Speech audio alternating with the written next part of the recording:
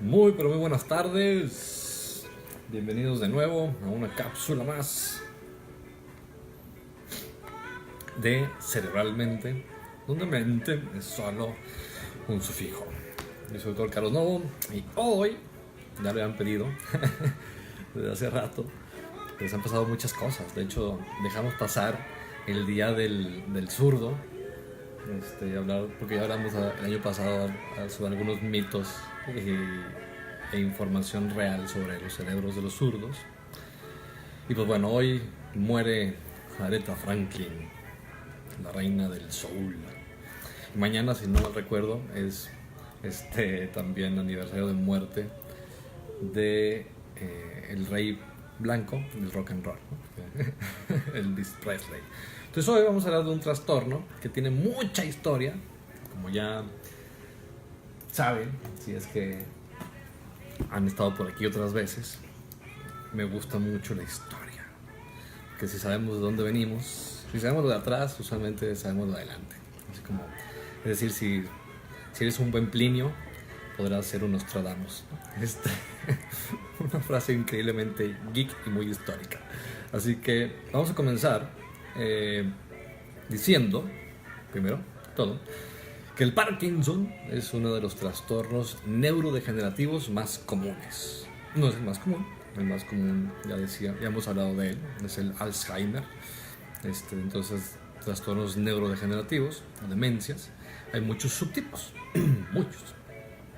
Entonces vamos a enfocarnos específicamente en que es un trastorno que afecta otro núcleo de manera más específica. No es lo único que afecta, pero especialmente afecta la sustancia negra o el núcleo negro del mesencéfalo.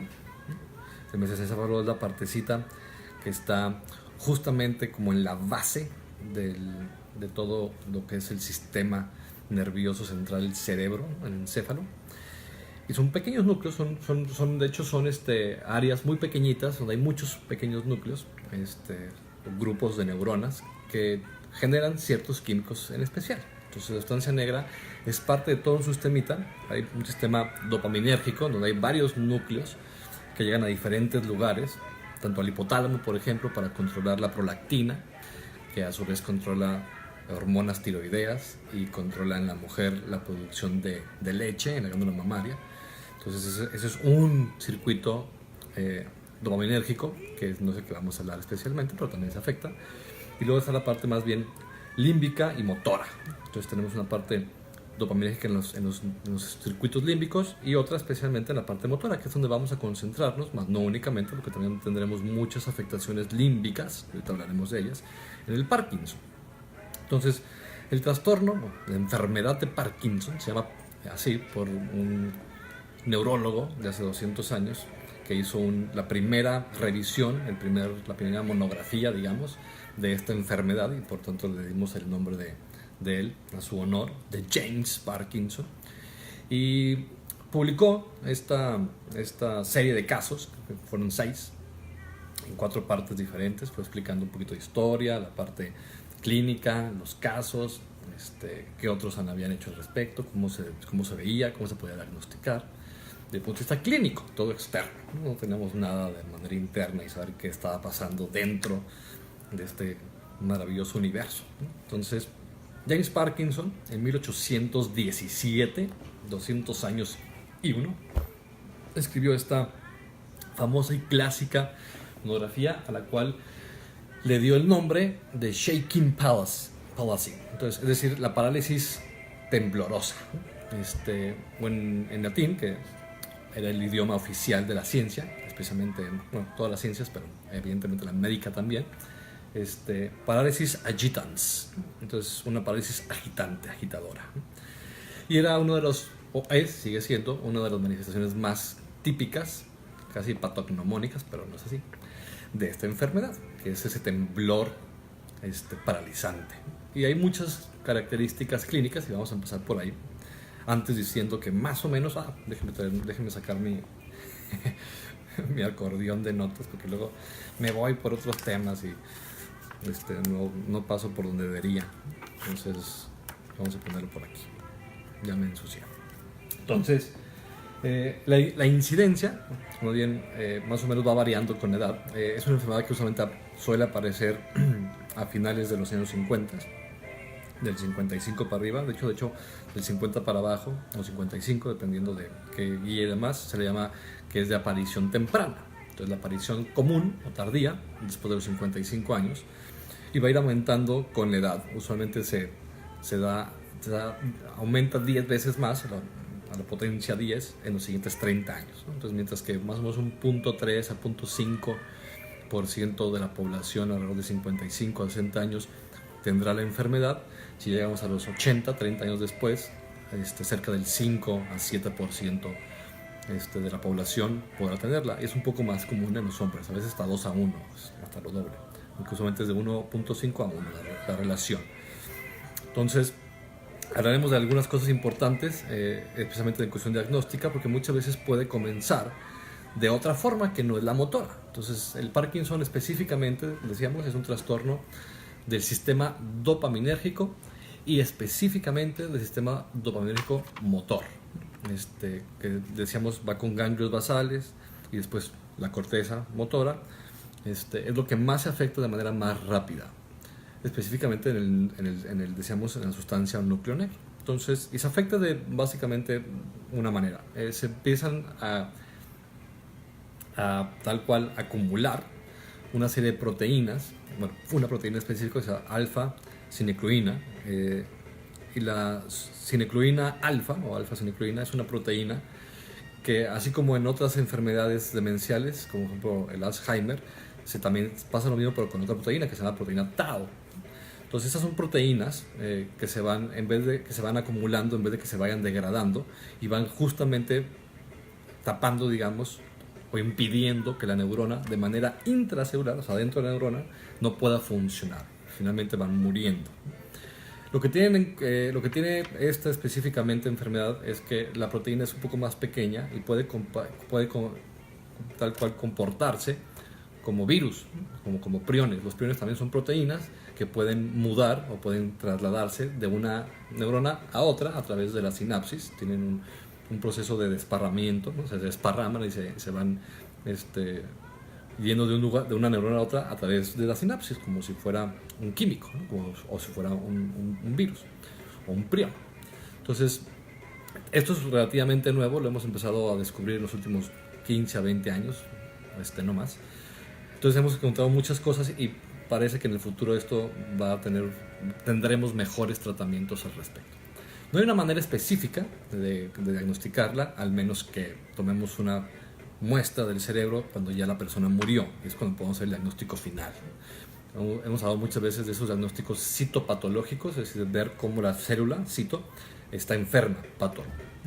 Entonces, es un diagnóstico final. Sin embargo, la parte clínica podemos tener hasta un 80% de certeza si hacemos una buena clínica.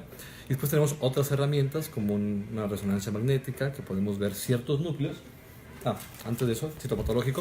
Aquí tenemos la parte citopatológica y podemos ver cómo se forman estos manchas negras que llamamos cuerpos de Levy. Cuerpos de Levy porque justamente un siglo después de Parkinson, Frederick Levy, ya con los microscopios que teníamos en ese entonces, acuérdense que en 1912, estamos justamente en los mismos 30 años, entre 1880 y 1910 más o menos, que fueron los 30 años de explosión en cuestión de microscopía y citología. Alzheimer justamente pudo describir todos los hallazgos como tal del amiloide, de las placas de tau, en la enfermedad de Alzheimer. Entonces Alois Alzheimer publicó esto más o menos por ahí, estamos en 1908, si no mal recuerdo, ¿no? Y justamente el mismo proceso, acuérdense de Santiago Ramón y Cajal, jefe, señor y maestro de la neurociencia moderna, que en 1906 le dieron el premio Nobel justamente por la descripción citológica de las neuronas alrededor de entre 1880 y 1890. Entonces, junto con Golgi y su tinte, ¿no? Entonces, ya decíamos que los núcleos como tal que están involucrados están especialmente en el mesencéfalo y van afectando diferentes partes del sistema dopaminérgico. Y podemos verlo con una resonancia, con un resonador magnético, podemos ver cómo esos núcleos pierden volumen, se hacen más pequeñitos, se atrofian, ¿no? Se mueren las neuronas que están ahí. Entonces, podemos utilizar la resonancia magnética para eso y también para poder, digamos, descartar diagnósticos, porque hay muchas cosas que se pueden parecer. Hay otros trastornos también degenerativos, como un proceso, en fin, de otros núcleos alrededor de ahí que pueden dar ciertas manifestaciones muy similares, o del cerebelo, del cerebrito, que también nos pueden dar ciertas manifestaciones de marcha torpe, estar como congelados y no poder movernos, el de ir perdiendo todas las facciones y movimientos gesturales de nuestra cara, en fin. Pero hay otras cosas, decíamos, que pueden comenzar antes, como por ejemplo ya sabemos, todo un proceso que llamamos preclínico porque no nos está dando datos parkinsonianos. Los datos parkinsonianos o el parkinsonismo puede estar dado por otras enfermedades que no es la enfermedad de Parkinson, y que básicamente es un temblor, rigidez, problemas de la marcha, pero que también podemos comenzar muchas veces con problemas depresivos, con problemas cognitivos. De hecho, hay una demencia, que es una demencia parkinsoniana, lo que llamamos también una enfermedad de Parkinson, una demencia de cuerpos de Levy, y tal cual, en vez de tener tau, tenemos cinecluina, y tenemos algo que parece Parkinson, pero que está afectando otras partes del cerebro que no son comunes que afecte el Parkinson típico, digamos. Entonces se van combinando también las enfermedades demenciales, especialmente en este subtipo, que son las demencias de Levy o demencia parkinsoniana. Pero el Parkinson puro, que puede comenzar una década antes con estas manifestaciones cognitivas y emocionales, también puede comenzar con problemas, por ejemplo, de olfato, ¿no? La hiposmia, el oler menos ciertos olores, ciertas fragancias, ¿no? El tener problemas también digestivos, porque va afectando también muchas veces, no siempre, un 40-60% de las veces, los ganglios, los núcleos de los nervios que van justamente al intestino. Entonces podemos tener muchos problemas de constipación y una bola de cosas que comienzan alrededor de los 50 años y que pueden ser la parte preclínica del parkinsonismo. Entonces es importante también saber esto, porque pues, nunca está de más hacer todo saber más de cómo se pueden manifestar estas enfermedades, especialmente a temprana edad, o a temprana etapa, mejor dicho, de la enfermedad. Entonces, no tenemos, después de eso, bueno, no hablé de Charcot, pero bueno, Charcot ya hemos hablado de Charcot, también fue el que puso realmente la enfermedad, fue el que le puso el nombre a la enfermedad de Parkinson, a honor de James Parkinson, casi un siglo después, ¿no? Que le dio mucho más orden, especialmente la parte de cómo hacer un diagnóstico. Hicieron muchas pruebas en cuestión de movimiento y en cuestión de una bola de cosas que seguimos haciendo hasta la fecha, cada vez, claro, de manera más técnica. También podemos tener otros estudios como el SPECT o el PET, que medimos ciertos químicos adentro del cerebro. El problema es que son invasivos y no se utilizan. Y el otro es un electroencefalograma, que aunque no es muy específico, nos puede dar mucha información y nos puede también distinguir como tal ciertos trastornos que pueden parecerse.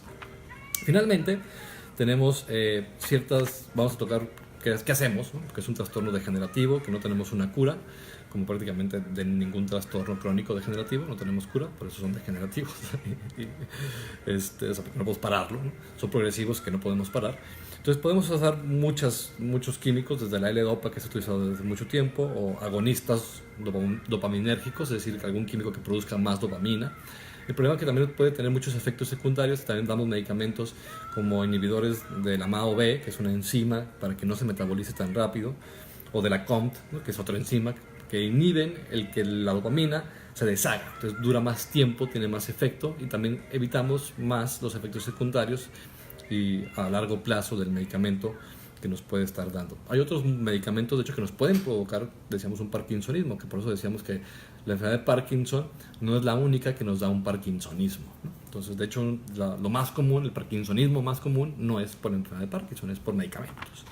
Entonces, especialmente los antipsicóticos, que son inhibidores justamente de dopamina. Entonces, lo que sucede en la enfermedad, que es que se mueren las neuronas por proteína que está dentro de ellas, que hace esos cuerpos de Levy, evita la generación de dopamina, y también tenemos otros medicamentos que justamente también la evitan y que nos pueden provocar efectos secundarios muy parecidos a un Parkinson, ¿no? Un parkinsonismo sin tener la enfermedad. Hay otras posibles opciones. En los 90 se puso muy de moda el poner pequeños electrodos, microelectrodos en diferentes núcleos como tal del cerebro para estimular, ¿no? Tenemos como un marcapasos dentro a frecuencias muy altas, 100, 150, 200 Hz. Se sigue utilizando. Los estimuladores profundos pueden como tal durar cerca de 5, 7, inclusive hasta 10 años, y pueden un poquito alentar y dar un poquito más calidad de vida a cierto grupo de personas. Depende mucho de la edad, del subtipo. Hay muchos subtipos dependiendo también de la genética. Hay una parte genética muy importante, muy variada, ¿no? Muy heterogénea. Pero el ejercicio también se ha visto de las cosas que más ayuda, ¿no? Y después ya en el futuro esperemos que la parte de terapia genética, poder modelar ciertos genes, y la terapia como también de células madre también tenga más impacto. Todavía estamos en el proceso. Todo eso es bastante nuevo, ¿no? Entonces, pues aquí nos vemos el siguiente jueves. No sé de qué vamos a hablar, así que propongan y nos vemos aquí en una semana. Salud y placer.